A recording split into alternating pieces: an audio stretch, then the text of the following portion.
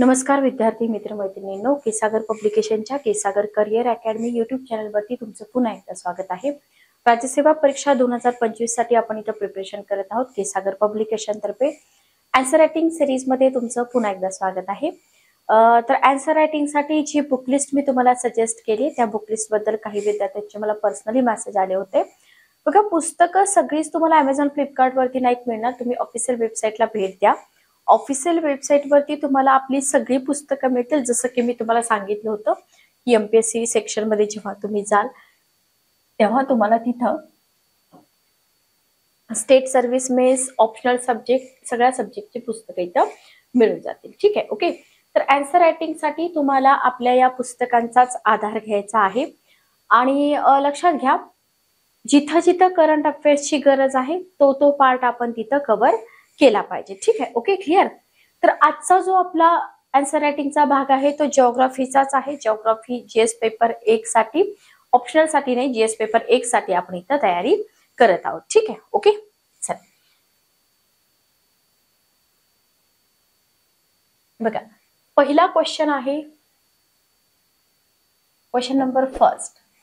Question तुम्हाला विचारलाय, भारताने 2030 पर्यंत, क्वेश्चन काय विचारलाय बघा, भारताने 2030 पर्यंत जमीन ऱ्हास तटस्थतेसाठी महत्वाकांक्षी लक्ष्ये निश्चित केली आहेत। ही उद्दिष्टे साध्य करण्यासाठी जी आव्हानं आहेत ती आव्हानं आणि संधी यांची चर्चा करा, असा क्वेश्चन आहे। 250 शब्दामध्ये तुम्हाला उत्तर द्यायचंय। ठीक आहे, चला बघा, तर क्वेश्चन कशाबद्दल आहे, जमीन ऱ्हास। ठीक आहे, ओके। 2030 पर्यंत म्हटलं, जे काही लक्ष निश्चित केलेले, जे काही गोल्स आहेत ना, तर तिथं तुम्हाला किंवा टार्गेट्स म्हणा, त्याच्याबद्दल तुम्हाला क्वेश्चन विचारलेला आहे। खूप चांगला क्वेश्चन आहे, लक्षात घ्या। फक्त क्वेश्चनचे पार्ट्स जास्त आहेत, व्यवस्थित तुम्हाला हे सगळे पार्ट्स काय करावे लागतील, कव्हर करावे लागतील। India has set ambitious target for land degradation. आता हे शॉर्ट मध्ये मध्ये उत्तरामध्ये LDN हा शब्द येईल, तर लक्षात ठेवा, LDN म्हणजे लँड डिग्रेडेशन न्यूट्रॅलिटी बाय 2030। ठीक आहे, ओके। आता याच्यासाठी आपला दृष्टिकोन जो आहे तो दृष्टिकोन कसा पाहिजे ते आधी बघूया। आपला दृष्टिकोन असा पाहिजे की पहिल्यांदा क्वेश्चन कशाबद्दल विचारलाय, क्वेश्चन विचारलाय जमीन ऱ्हास तटस्थतेबद्दल, बरोबर, ओके, क्लिअर। जस्ट एक मिनिट थांबा।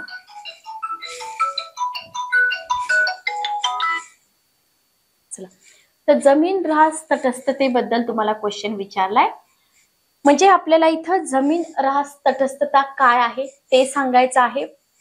भारताचे लक्ष 2030 साठी आपल्याला विचारलेले आहेत, ते पण आपल्याला इथं नोट करायचं आहे। आणि मग आपल्याला इथं म्हणजे इंट्रोडक्शन मध्ये हे पॉइंट जे आहेत ना, हे पॉइंट तुमचे आले पाहिजे। ठीक आहे, LDN हे तुम्हाला मी सांगितलं, LDN म्हणजे काय, शॉर्ट मध्ये आपण हा शब्द वापरणार आहोत।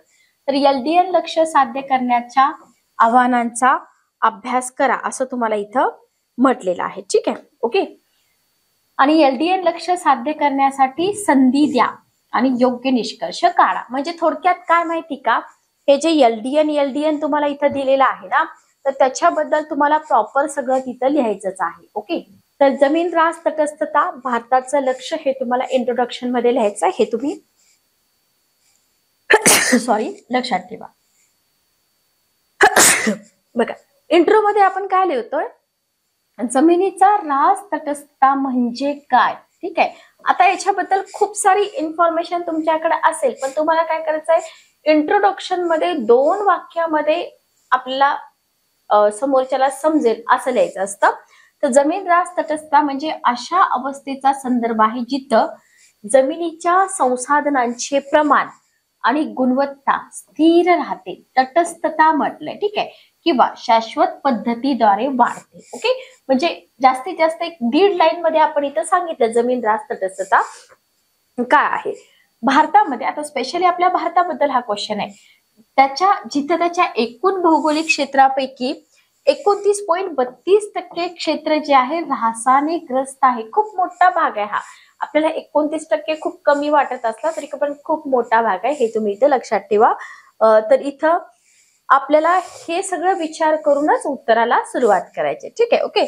आता Bharat United Nations Convention to Combat Desertification UNCCD वर स्वाक्षरी करणारा म्हणून 2030 पर्यंत. आता तुम्हाला माहित असेल की असे बरेच मोठ्या मोठ्या संधी आहेत किंवा करार आहेत, जागतिक म्हणतो आपण, तर तिथं आपला भारत पण त्याच्यामध्ये इन्क्लूड आहे किंवा आपल्या भारतानं पण तिथं स्वाक्षरी केलेली आहे. तर त्याची जबाबदारी म्हणून भारताला इथं काय करायचं आहे, जमीन रास तटस्थता प्राप्त करण्यासाठी भारत वचनबद्ध आहे. कारण का, भारतानं या UNCCD करारावरती स्वाक्षरी केलेली आहे. लक्षात आलं? क्लिअर? तर आता हे मुद्दे जे आहेत ना, हे मुद्दे तुमच्या आन्सर मध्ये आले पाहिजेत. जर नाही आले तर त्या आन्सरला तेवढं इम्पॉर्टन्स राहील का? नाही राहणार. कारण का, जो पेपर तपासणारा आहे ना, तो काय बघणार, बघा पेपर तपासणाऱ्यांकडे भरपूर पेपर असतात. त्याचा अर्थ असा नाही की प्रत्येकाचा पेपर तो व्यवस्थित तपासत नाही. पण UNCCD हा मुद्दा IMP आहे आणि तो या आन्सर मध्ये आला पाहिजे. हे मात्र जर तिथं असेल टार्गेट, तर मग तुम्हाला इथं मार्क्स मिळतील का? तुम्ही जर UNCCD चा उल्लेख नाही केला तर नाही मिळणार. हे तुम्ही इथं काय करा, थोडस लक्षात ठेवा. Okay, clear? त्याच्यानंतर आपण येतोय मेन आपल्या क्वेश्चनच्या बॉडी पार्ट कडे. बघा आता इथे LDNचा लॉंग फॉर्म नेहमी तुम्ही रिकॉल करा. तर LDN लक्ष्य साध्य करण्यात आव्हानं काय आहेत, आपल्याला आव्हानांवरती पण चर्चा करा म्हटलंय. ठीक आहे. आता हे आव्हानं आहेत, भारत वचनबद्ध आहे, भारत ते करणार पण आहे, पण त्याच्यामध्ये काय आव्हानं आहेत, काय प्रॉब्लेम भारताला फेस करावे लागतात ते आपल्याला द्यायचं आहे. तर इथं जमिनीचा ऱ्हास होत आहे, लक्षात घ्या. आता स्पेशली ऱ्हास होतोय, तर हा जो ऱ्हास आहे ना, हा ऱ्हास स्पेशली राजस्थान, गुजरात, महाराष्ट्र, मध्य प्रदेश, तर या स्टेटचा उल्लेख तुमच्या उत्तरामध्ये आला पाहिजे. यांसारख्या राज्यामध्ये तीव्र वाळवंटीकरण आणि ऱ्हास होत आहे. Okay, clear? म्हणजे तुम्ही फक्त पॉइंट लिहिताय, पण पॉइंट लिहून जर तुम्ही हे जे राज्यांची नावं जर नाही लिहिली तर त्याला जास्त इम्पॉर्टन्स राहत नाही. Okay, clear? त्याच्यानंतर तुम्ही पुढचा मुद्दा लिहू शकता. याच्यामध्ये सुमारे 68% पीक क्षेत्र दुष्काळासाठी असुरक्षित आहे, ज्याच्यामुळे जमिनीची सुपीकता आणि कृषी उत्पादनावरती परिणाम होतो. 68% म्हणजे 50%पेक्षा पण जास्त आहे, लक्षात घ्या. त्याच्यानंतर वाळूचं अतिक्रमण आहे, त्याच्यामुळं थारच्या वाळवंटाचा विस्तार होतोय, पीक जमिनी, ग्रामीण जीवनमानावरती त्याचा परिणाम होतोय. तर जमिनीच्या ऱ्हासामध्ये हे तुम्ही लिहा. पण स्पेशली इथं स्टेट जे आहेत ना, की ज्या स्टेटमध्ये हा प्रॉब्लेम मोठा आहे, त्या स्टेटचा उल्लेख करायला तुम्ही विसरू नका. त्याच्यानंतर आहे अनिश्चित कृषी पद्धती. याच्यामध्ये जर आपण बघितलं, खते आहेत, कीटकनाशके आहेत, सिंचनाचा अतिवापर आहे, ज्याच्यामुळे जमिनीची सुपीकता काय झालेली आहे, कमी झालेली आहे आणि क्षारता वाढली. काय होतं माहिती का, जर खत कशासाठी वापरतात, पीक चांगलं येण्यासाठी, बरोबर. पण कोणतीही गोष्ट जर अति प्रमाणात वापरली तर त्याचं नुकसान असतं.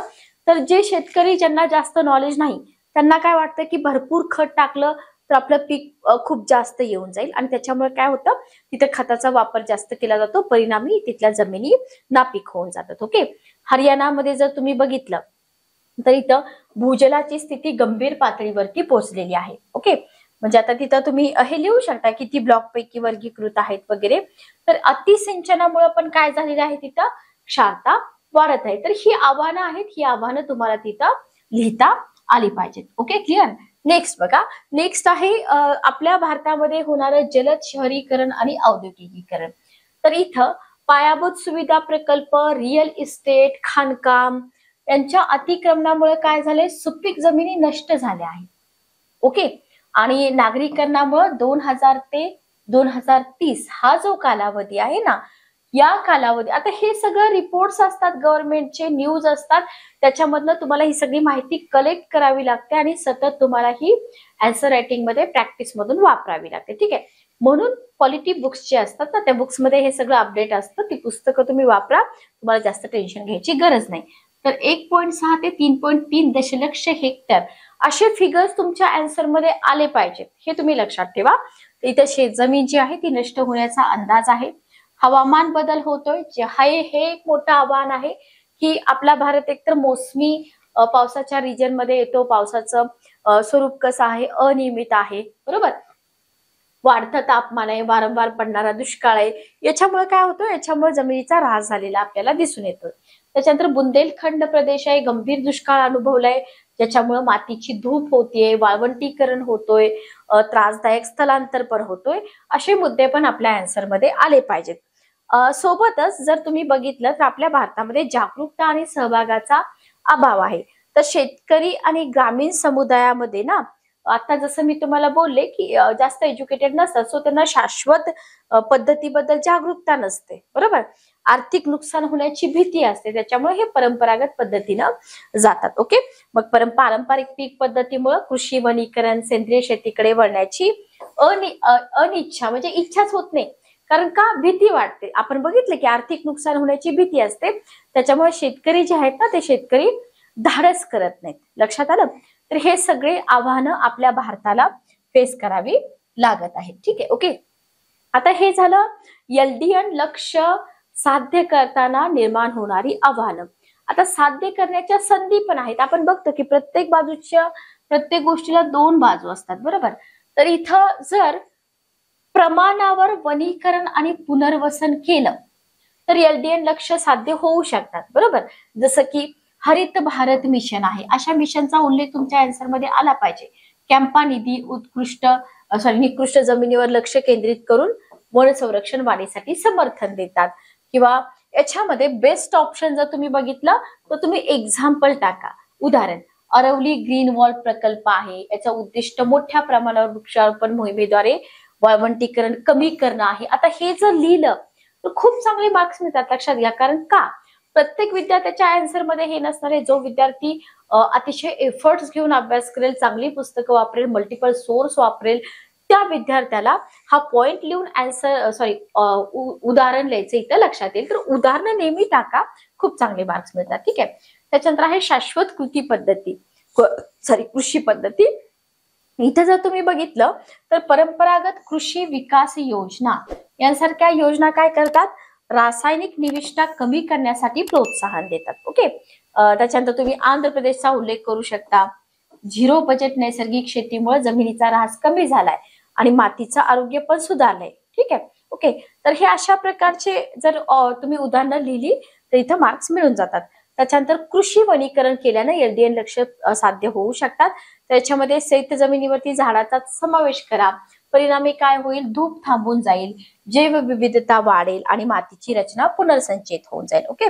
जसं की तुम्ही इथं लिहू शकता की कर्नाटकच्या बांबू मोहिमेने काय केलं होतं? खराब झालेली शेतजमीन जी आहे ना, ती पुनर्संचयित करण्यासाठी कृषी वनीकरण यशस्वीरित्या राबवलं पण होतं. ठीक आहे. असे एक्झाम्पल तुम्ही लिहून सांगू शकता की एलडीएन लक्ष्य साध्य करण्यामध्ये जेवढी आव्हानं आहेत तेवढ्या संधी पण आहेत आणि या संधीचं सोनं आपण केलं पाहिजे. Okay, clear.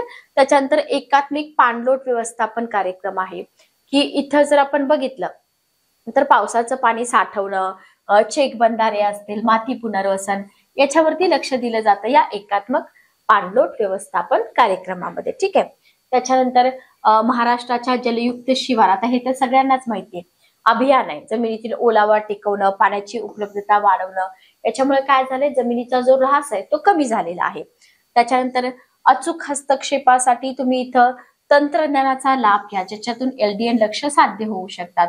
स्थानिक समुदायांचा समावेश करा, जसं की प्रगत तंत्रज्ञान वापरायचं, जमिनी ओळखायच्या, वाळवंटीकरणाचं निरीक्षण करायचं, जमिनी पुनर्संचयित करण्यासाठी परिणामांचं मूल्यांकन करायचं. तर इथं टेक्नॉलॉजीचा आधार घेतला पाहिजे. मोबाईल ऍप आहेत, स्वयंसहायता गट आहेत, शेतकरी समूह आहेत, गावस्तरीय समित्या आहेत. तर ह्या सगळ्यांचा वापर करून एलडीएन लक्ष्य जे आहेत ना, तर ही एलडीएन लक्ष्य साध्य होऊ शकतात असं इथं आपल्याला सांगितलेलं आहे. Okay, clear. आणि आपल्याला आव्हानं विचारलेत, लक्ष्य साध्य करण्याच्या संधी विचारले. 2 पार्ट आपण कव्हर केले. पहिल्या पार्ट मध्ये तुम्हाला तटस्थता म्हणजे काय ते आपण इंट्रो मध्ये सांगितलेलं आहे. आता याच्यानं निष्कर्ष कसा लिहायचा असतो मी तुम्हाला सांगितलं. इंट्रोडक्शन, मेन बॉडी पार्ट, याच्यामध्ये थोडेफार मुद्दे उचलून निष्कर्ष लिहायचा असतो. काहीच अवघड नसतं, लक्षात घ्या. तर 2030 पर्यंत जमीन ऱ्हास तटस्थता प्राप्त करणे ही भारतासाठी पर्यावरणीय गरज आहे, सामाजिक आर्थिक अत्यावश्यक दोन्ही आहे. ओके. तर सर्वसमावेशक दृष्टिकोनांना प्राधान्य देऊन भारत आर्थिक विकासासह पर्यावरणीय पुनर्संचयित समतोल राखून शाश्वत भविष्य. आता हे बघा, हे जे मिशन आहे हे साधन संपत्तीचे रक्षण करतं का? नाही, तर ग्रामीण समुदायांना सक्षम बनवतं, कृषी उत्पादकता वाढवतं, मेन काय आहे, जमीन कशासाठी लागते? कृषी उत्पादनासाठी. वाळवंटीकरणाचा मुकाबला करण्यात भारताला जागतिक नेता म्हणून स्थान देतं.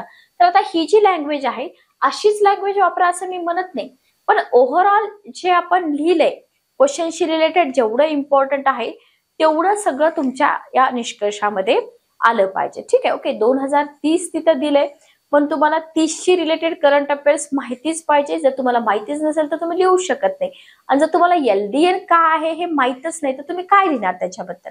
लक्षात आलं? तर करंट अफेअर्सचा रोल सगळीकडेच खूप मोठा आहे, हे तुम्ही इथं विसरू नका. नेक्स्ट क्वेश्चन आहे तुमचा, काय विचारलाय बघा क्वेश्चन. क्वेश्चन आहे वनांबद्दल. वने केवळ पर्यावरणीय समतोल राखण्यासाठीच महत्वाची नसून भारताच्या सामाजिक आर्थिक विकासासाठी सुद्धा महत्वाची आहेत. हा झाला तुमचा क्वेश्चनचा पहिला part. India state of forest report 2023. आता इथं पण तुम्हाला करंट अफेअर्सचा संदर्भ घेऊनच उत्तर द्यायचंय, कारण स्टेट फॉरेस्ट रिपोर्ट 2023 चे जे निष्कर्ष आहेत ना, या निष्कर्षांवरती प्रकाश टाका असं म्हटलंय. प्रकाशात भारतातील जंगलाच्या महत्वाची चर्चा करा. 250 शब्दामध्ये तुम्हाला उत्तर द्यायचंय.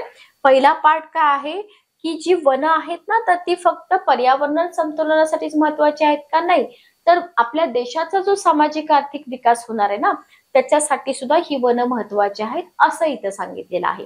लक्षात आलं? तर बघा, आता तुमचा जो दृष्टिकोन आहे तो दृष्टिकोन कसा असला पाहिजे?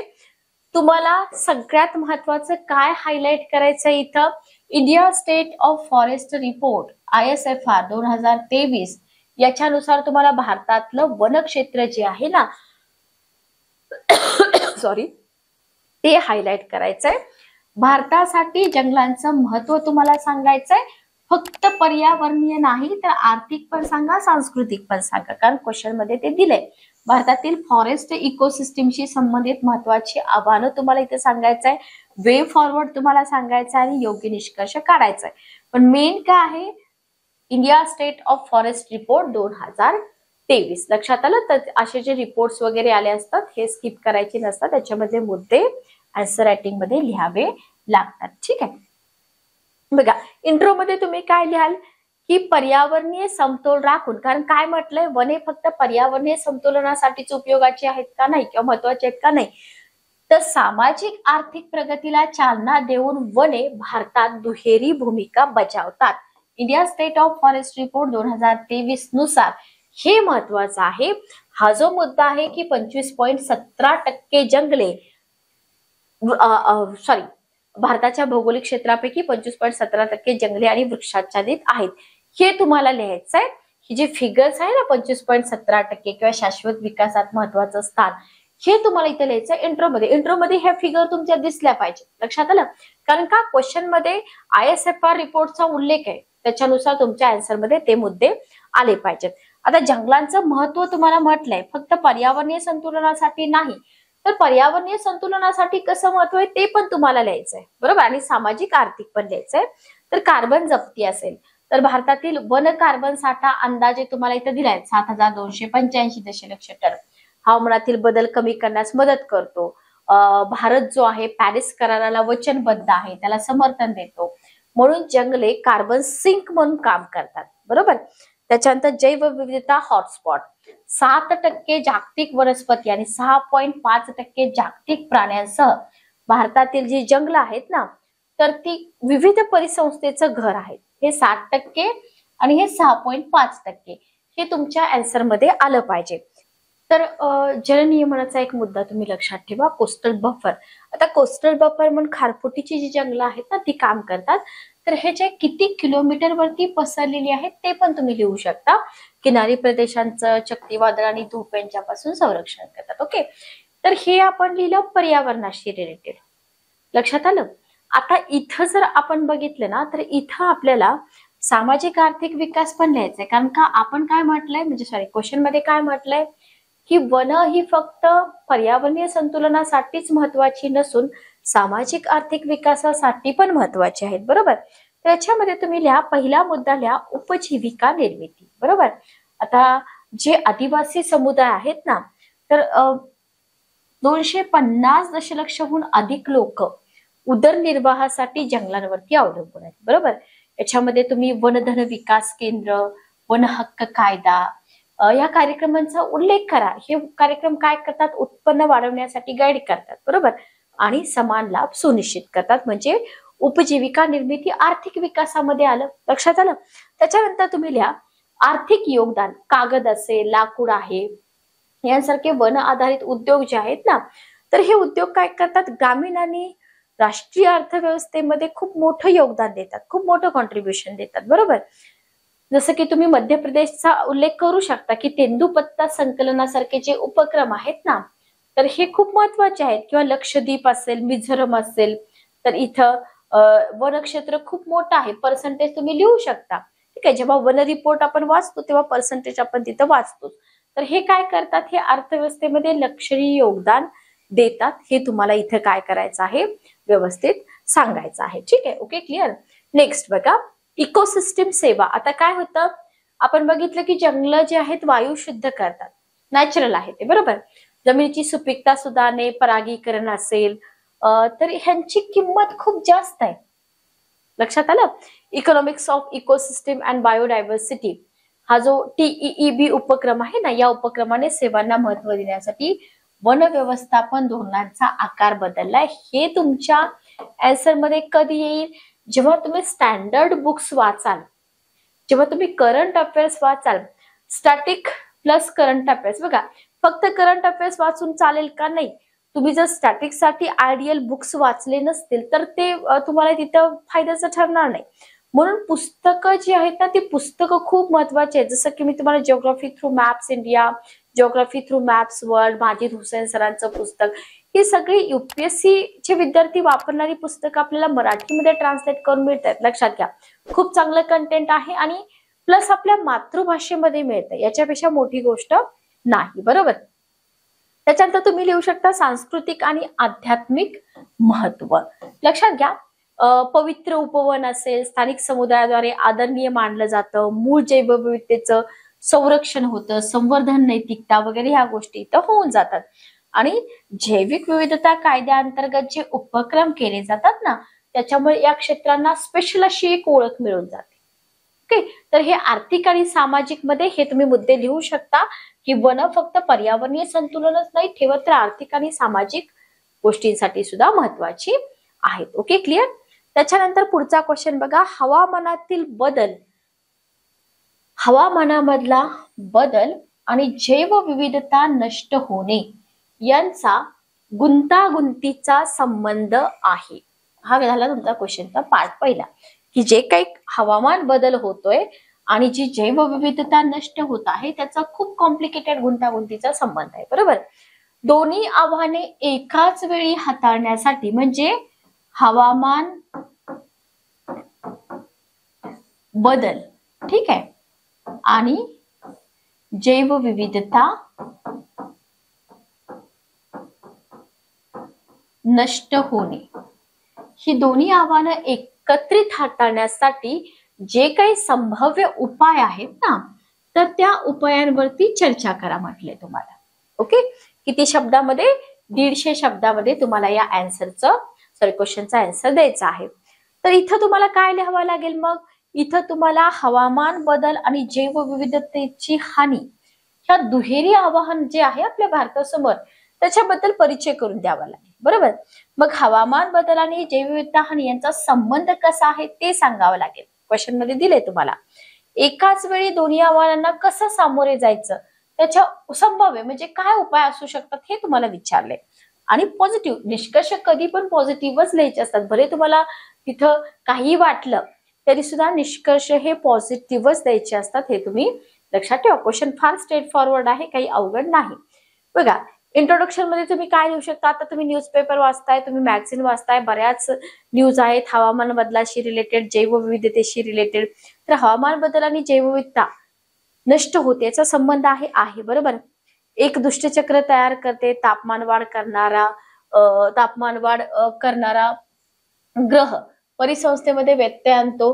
तर जैवविविधतेच्या नुकसानामुळे काय होतील? हवामानातील बदलांना, प्रभावांना, नैसर्गिक प्रणालींची लवचिकता कमकुवत होते. बरोबर.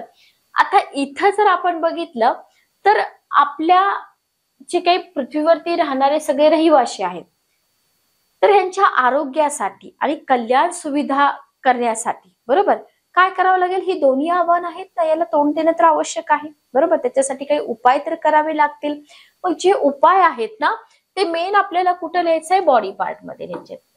ओके, तर हवामान बदल आणि जैवविविधता यांचा संबंध आधी तुम्ही लिहा आणि मग तुम्ही संभाव्य उपायांची चर्चा करा. ठीक आहे, बघा, निवासस्थानाचे नुकसान आणि विखंडन, कसा संबंध आहे हवामान बदलाचा आणि जैवविविधता हानीचा. पहिला मुद्दा, निवासस्थानाचे नुकसान आणि विखंडन. बघा काय होतं, जेव्हा हवामान बदलतं तर तापमान, पर्जन्यमान, समुद्राच्या पातळीमध्ये बदल होतो की नाही, होतो बरोबर.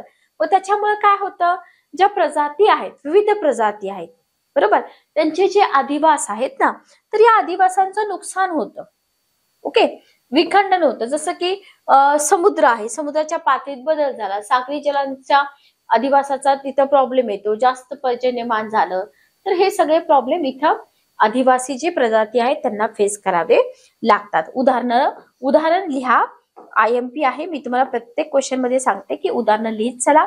आर्क्टिक समुद्रातील बर्फ वितळल्यामुळे काय झालंय, ध्रुवीय अस्वलांचं अस्तित्व धोक्यात आलंय. असं जर तुम्ही लिहिलं तर तुम्हाला खूप चांगले मार्क्स मिळतील. लक्षात आलं. एक्झाम्पल तुम्ही इथं लिहू शकता. नेक्स्ट बघा, नेक्स्ट तुम्ही लिहा की पर्यावरणीय प्रक्रियांचा व्यत्यय. तर हवामानातील बदल जे असतात ना, ते पर्यावरणीय प्रक्रिया आणि प्रजातीमधील नातेसंबंधामध्ये काय करतात, व्यत्यय आणतात. मग त्याच्यामुळे काय होतं, जैवविविधतेवरती परिणाम होतो बरोबर. उदाहरण बघा, अमेरिकेतील मोनार्क बटरफ्लाय स्थलांतराचं जे प्रकरण आहे ते तुम्ही इथं सांगू शकता. त्याच्यानंतर अत्यंत हवामानाच्या घटना, बघा उष्णतेच्या लाटा असते, दुष्काळ आहे, वादळ आहे, तर हे अत्यंत हवामानाच्या घटनांची वाढती वारंवारता जी आहे ना, ही काय करते, याची तीव्रता आहे ना, ती जैवविविधतेला धोका निर्माण करते. लक्षात ठेवा बरोबर. तुम्ही लिहू शकता 1920 मध्ये ऑस्ट्रेलियामधील बुश फायर हवामान बदलामुळे वाढल्या, त्याच्यामुळे 1 ते 3 अब्ज प्राण्यांचे नुकसान झाले, अनेक प्रजाती नष्ट झाल्या, हे तुम्ही लिहू शकता बरोबर. त्याच्यानंतर महासागरीय अम्लीकरण, तर इथं काय होतं, महासागरांद्वारे अतिरिक्त कार्बन डायऑक्साईडचं शोषण अम्लीकरणाला कारणीभूत ठरतं बरोबर. त्याच्यामुळे कशाला धोका निर्माण होतो, जी सागरी परिसंस्था आहे, जैवविविधता आहे, याच्यासाठी हे चांगलं असेल का, नाही, हे हानिकारकच असणार आहे. Okay, clear. त्याच्यानंतर ऑस्ट्रेलियामधील ग्रेट बॅरियर रीफ काय झाले, वाढतं तापमान. तर हे महासागर अम्लीकरणाशी रिलेटेड तुम्ही इथं उदाहरण म्हणून ऑस्ट्रेलियातील ग्रेट बॅरियर रीफचा उल्लेख करू शकता. समुद्राचं वाढतं तापमान आणि अम्लीकरणामुळे काय झालंय, कोरल ब्लिचिंगचा अनुभव इथं येत आहे. ओके, तर हे रिसेंटची उदाहरणं तुम्ही इथं टाका, चांगले मार्क्स मिळतात. ठीक आहे. नेक्स्ट बघा, आता आपल्या क्वेश्चन मध्ये काय दिलंय की बाबा ही दोन्ही आव्हान आहेत. आव्हान कोणतं आहे, हवामान बदल पण होतोय आणि इथं काय करायचंय आपल्याला, याच्यावरती जे काही संभाव्य उपाय आहेत ना त्याच्यावरती चर्चा करायची बरोबर. तर इथं तुम्ही काय सांगू शकता, मरीन रिवाइल्डिंग, तर इथे शार्क आणि वेल सारख्या सर्वोच्च भक्षकांना परत येण्यासाठी, पर्यावरणीय संतुलन पुनर्संचयित करण्यासाठी, निरोगी माशांच्या लोकसंख्येला प्रोत्साहन देण्यासाठी कमीत कमी मानवी क्रियाकलाप, मानवाचा इंटरफेअर कमी झाला पाहिजे. याच्यासाठी काय करावं लागेल, मग सागरी संरक्षित क्षेत्र जे आहेत ना ते प्रस्थापित करावे लागेल. की उदाहरणार्थ हा रिजन आहे बाबा, इथं मानवाचा अजिबात हस्तक्षेप नाही झाला पाहिजे, तरच या प्रजाती जगतील. लक्षात आलं. उदाहरण बघा, इंडोनेशियामधील राजा अम्पॅट मध्ये माशांचा साठा आणि कोरल रीफचं आरोग्य वाढलेलं आहे अशा प्रकारच्या क्षेत्रांमुळे. ठीक आहे. त्याच्यानंतर शहरी हरित पायाभूत सुविधा, बघा शहरांमधलं वातावरण थंड राहण्यासाठी, हवेची गुणवत्ता सुधारण्यासाठी, शहरी वन्यजीवांसाठी निवासस्थान प्रदान करण्यासाठी, उद्यान, हिरवी गार छप्पर असतील, त्याच्यानंतर जागांचं नेटवर्क तयार करा. तर हे सगळं तुम्ही शहरामध्ये करू शकता. जसं की चेंबूरच्या भक्ती पार्क मध्ये जंगलं वाढवलेली आहेत बरोबर. तर हे अशा प्रकारचे जर प्रयत्न केले तर इथं दोन्ही आव्हानांना एकत्रितपणे आपण तोंड देऊ शकतो. त्याच्यानंतर शाश्वत पायाभूत सुविधांसाठी बायोमिमिक्री, तर इथे काय आहे, ऊर्जा कार्यक्षम इमारती, पाणी संकलन, नैसर्गिक शीतकरण यांचा विकास होऊ शकतो, ज्याच्यामुळे काय होईल, पर्यावरणाचं नुकसान कमी होईल. ठीक आहे. आणि हे जे प्रकल्प आहेत ना, हे परिसंस्थेसाठी चांगले असतात, म्हणजे परिसंस्थेशी समाकलित करण्यासाठी डिझाईन केले जाऊ शकतात. बरोबर, कमीत कमी व्यत्यय आणू शकतात हे जैवविविधतेला. त्याच्यानंतर तुम्ही जैव सांस्कृतिक संवर्धनाचा मुद्दा लिहू शकता की संवर्धनाच्या प्रयत्नांमध्ये स्थानिक समुदायांच्या ज्ञानाचा समावेश करा. म्हणजे हवामान बदलाचा सामना करण्यासाठी आणि जैवविविधतेचे संरक्षण करण्यासाठी अधिक प्रभावी आणि सांस्कृतिक दृष्ट्या संवेदनशील धोरणे विकसित इथं केले जाऊ शकतात. बरोबर, जसं की जपानमधील सातोयामा इनिशिएटिव्ह, हे तुम्ही लिहा उत्तरामध्ये. लक्षात आलं? क्लिअर? तर अशा पद्धतीचे जे उपाय आहेत ना, ते आपल्या भारतामध्ये पण झाले पाहिजेत. ओके. नेक्स्ट बघा, जैवविविधता केंद्रित कार्बन ऑफसेट.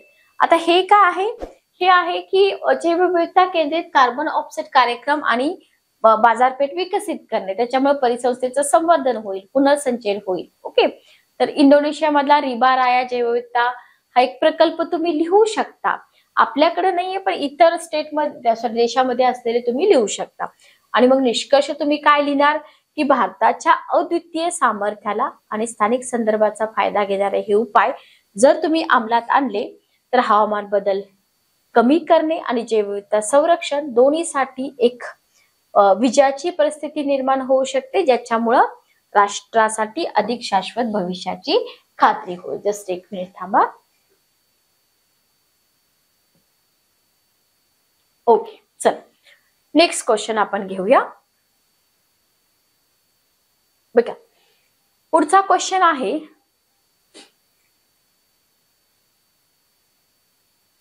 भारतातील जैवविविधता संवर्धनाचं महत्व. क्वेश्चन काय बघा, भारतातील जैवविविधता संवर्धनाचे महत्व आणि ते जतन करण्यासाठी सरकारने उचललेल्या पावलांची चर्चा करा. तसेच देशाच्या समृद्ध जैवविविधतेचे संरक्षण करण्यासाठी या उपायांच्या परिणामकारकतेचे मूल्यांकन करा. ठीक आहे. 250 शब्दामध्ये तुम्हाला या क्वेश्चनचं आन्सर द्यायचं आहे. बघा काय म्हटलंय, भारतातील जैवविविधता संवर्धन महत्व आणि ते जतन करण्यासाठी सरकारने उचललेल्या पावलांची चर्चा करा. ठीक आहे. ओके. आता याच्यामध्ये जर आपण दृष्टिकोन बघितला तर जैवविविधतेच्या सोप्या व्याख्या तुम्ही लिहा आणि मग तुमचं उत्तर स्टार्ट करा. ठीक आहे. त्याच्यानंतर जैवविविधता संवर्धनाचं महत्व काय आहे त्याच्यावरती तुम्ही चर्चा करा. जैवविविधता टिकवण्यासाठी सरकारने जी पावलं उचललेली आहेत ते तुम्ही लिहा आणि परिणामकारकता इथं तुम्हाला लिहावी लागेल आणि फायनली तुम्हाला निष्कर्ष काढावा लागेल. ठीक आहे. Okay, clear. मग इथं सगळ्यात महत्वाचं काय आहे बघा, सगळ्यात महत्वाचं हे आहे की तुम्ही इथं सुरुवातीला जैवविविधता म्हणजे काय लिहिलं पाहिजे की सजीवांच्या विविधतेचा आणि त्यांचा एकमेकांशी आणि पर्यावरणाशी होणारा संवाद. बरोबर, म्हणजे जैवविविधता.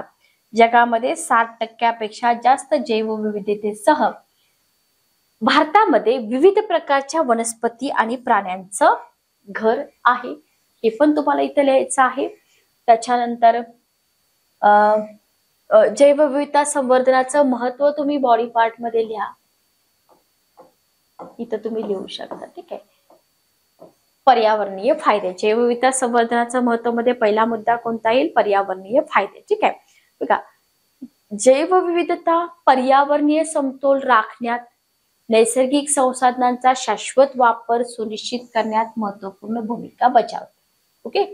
परागकण, पोषक सायकलिंग, माती संवर्धन ह्या सेवा प्रदान करते. आर्थिक लाभ काय आहे तर आर्थिक फायदे की जसे की कृषी, बरोबर, वनीकरण, मत्स्यपालन, तर हे जे लाखो लोकांना उपजीविका प्रदान करतात, तर हा आर्थिक लाभ आहे जैवविविधतेचा. याच्यामध्ये नवीन औषधे, जैव तंत्रज्ञान विकसित करण्याची सुद्धा क्षमता आहे. म्हणजे इथं काय म्हणू शकतो आपण, हा काय आहे, हा आर्थिक लाभ आहे. ओके. त्याच्यानंतर सांस्कृतिक फायदे, तर इथं जैवविविधता भारतातील अनेक समुदायांची सांस्कृतिक ओळख आणि परंपरा यांचा अविभाज्य भाग आहे. आध्यात्मिक धार्मिक विषयांसाठी सुद्धा हे महत्वाचे आहे. बरोबर. त्याच्यानंतर तुम्ही पुढचा पार्ट आपला क्वेश्चनचा येतो की सरकारनं उचललेली पावलं. आता हा पार्ट मात्र तुम्हाला माहित असेल तरच तुम्हाला लिहिता येतो. बाकी तुम्ही पहिला पार्ट अंदाजे थोडंफार लिहू शकत होतात, पण मार्क्स चांगले मिळण्यासाठी सगळं माहिती असणं गरजेचं आहे. तर सरकारने उचललेल्या पावलामध्ये तुम्ही संरक्षित क्षेत्र घ्या, की सरकारनं राष्ट्रीय उद्यानं असतील, त्याच्यानंतर वन्यजीव अभयारण्य आहेत, बायोस्फिअर रिझर्व आहेत, तर यांचे जाळे स्थापित केले. कशासाठी? जैवविविधता जपण्यासाठी. जानेवारी 2023 पर्यंत भारताचे संरक्षित क्षेत्र किती चौरस किलोमीटर आहे ते पण तुम्ही लिहा. ओके, जस्ट एक मिनिट थांबा. तर हे जे फिगर्स आहेत ना, हे फिगर्स तुम्ही इथं लिहू शकता. Okay, clear. वन्यजीव संरक्षण मध्ये तुम्ही वन्यजीव संरक्षण कायदा लिहा 1972चा, 1980चा कायदा लिहा, ज्याच्यामुळे काय झालंय, वन्यजीव आणि आदिवासांचं संरक्षण होईल. बरोबर. त्याच्यानंतर वन्यजीवांचं गुन्ह्यांचं निराकरण करण्यासाठी राष्ट्रीय व्याघ्र संरक्षण प्राधिकरणाबद्दल तुम्ही लिहा, वन्यजीव गुन्हे नियंत्रण ब्युरो संस्थेबद्दल तुम्ही लिहा. तर हे याच्यामध्ये लिहिणं खूप इम्पॉर्टंट आहे. आंतरराष्ट्रीय कराराबद्दल तुम्ही लिहा, जैवविविधतेचं रक्षण करणं, हवामान बदलाला सामोरं जाणं, याच्यासाठी जैवविविधता करार आणि पॅरिस करारावरती भारतानं स्वाक्षरी केले. हे मुद्दे खूप इम्पॉर्टंट आहेत आणि हे मुद्दे तुम्हाला खूप चांगले मार्क्स पण देतील. आणि फायनली तुम्ही निष्कर्ष लिहू शकता, हे उपाय काही मार्गाने प्रभावी ठरत जरी असले तरी मानव वन्यजीव संघर्ष, शिकार आणि अधिवास नष्ट होणे ही आव्हानं अजून पण आहेत का? आहेत. याचा सामना करत राहणे, नैसर्गिक संसाधनांचा शाश्वत वापर करणे, या दिशेने कार्य करणं खूप महत्वाचं आहे. तर हे काही क्वेश्चन होते, याच्यासाठी तुम्ही चांगले बुक्स वापरा. भेटूया नेक्स्ट सेशन मध्ये. Good day, take care.